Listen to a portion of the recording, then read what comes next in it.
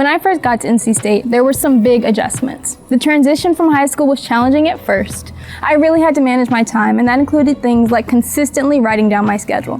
I had to balance study time, work commitments, and free time, and that takes some time getting used to. I've learned that I really have to hold myself accountable. You may have some areas that you know you want to improve in, or maybe you received a not so great grade on an exam or assignment and you're looking for help. Or even if you're not struggling but still want to understand more about your learning habits, these metacognition videos are made for you. What is metacognition? It's basically thinking about how we think. Studies have shown that when we are more aware of our learning process, we are able to improve it.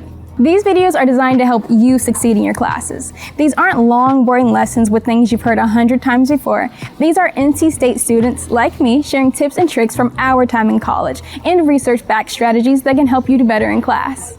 With topics like time management, note-taking, and test-taking strategies, plus many more, there's something here for everyone. We'll take those same study habits you may have learned before and show you how to use metacognition to make them work better for you.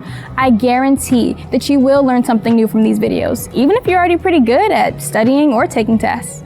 It's worth a little bit of extra time to improve your learning habits. You got this.